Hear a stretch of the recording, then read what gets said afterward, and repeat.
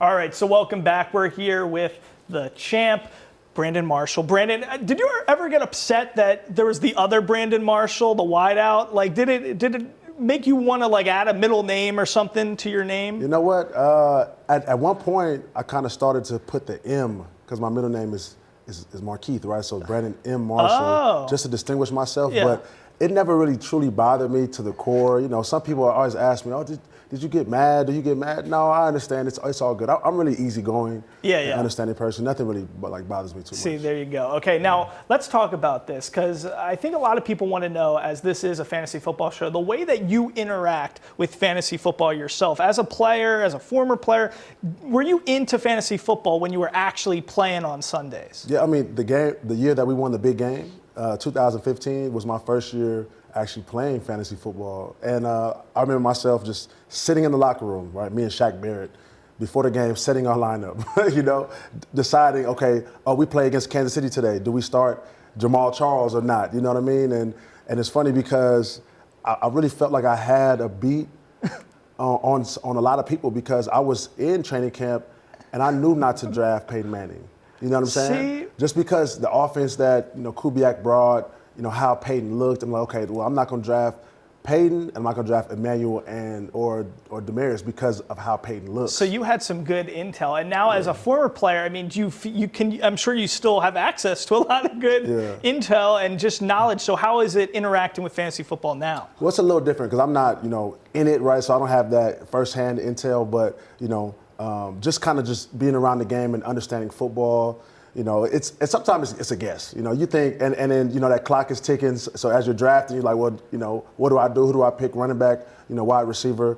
But, you know, I still do well. I made the championship last year. I won the championship, you know, 2 years ago. So I'm doing well in my fantasy See, I football. like that. And, you know, we were talking about something off camera, like just in terms of how drafting, you know, drafting in fantasy football, just like in the league's big draft, you know, it's hard to guess on a lot of things, and a lot of things are up in the air. I was telling you, as a Philadelphia fan, I'm still hurt that we took Jalen Reagor over Justin Jefferson. How could people miss on something like that? You were a fifth-round pick. You had a great career. Guys like Puka Nacua coming out of BYU. This guy's a fifth-round pick. So he runs a slow 40. He drops, and now he's tearing it up in the league. How do GMs who are professional drafters and do this for a living, how do they miss on guys? You know, it's crazy. You know, my senior year at, you know, in college, we had scouts coming all the time. So, you know, my coach made me go and talk to the scouts. And so, you know, one time I want to say, I'm not sure if it was a scout from Carolina or Philadelphia, but I asked him as he was watching tape, I said, yo, does it matter if a player's from, you know, the WAC, that's where I was in, the Western Athletic Conference versus the SEC? He was like, oh, it doesn't matter. You know, there's no, you know, hierarchy or bias when it comes to conferences. I knew he was lying, you know. I mean, but now, granted, I did get drafted over some guys from, you know, an Alabama or an LSU, but at the same time, when it comes to the first round, it's like, okay, SEC, you know, Big 12, Pac-12, you know, these guys are bona fide first-round picks. And it's crazy because, you know, you got Tyreek Hill, Richard Sherman, you know, Josh Norman. A lot of guys were drafted in the fifth round. And later in the draft, Brock Purdy is Mr. Relevant, right? How does he get picked last in the draft? And look how efficient and how poised he looks. And you think a lot of it is having that chip on your shoulder. It probably helps, right? Oh, yeah. You know, because, look, you know, I could do all the scouting I want. I could watch all the film. I could talk to the coaches. But one thing you really can't measure is a person's desire. Yeah, you know? And their love for the game. And they're like Max Crosby, he was the fourth or fifth round pick, but his desire is through the roof. You could tell he loves the game and he works on his craft relentlessly. I wish we could pick up on that. I can't let you go without talking about, you know, Denver with you. What is going on? I mean, Sean Payton is supposed to be an offensive genius. Denver, for so many years, even after the Super Bowl, you were telling me, we were known for defense. It was solid defensive teams. This team, the defense is dreadful. The offense, it can't score. What's going on? You know what? It's tough to say. You know, the defense had been good for about 7 years strong. Yeah. You know, from that big game to last year, and then, you know, they brought a new D coordinator.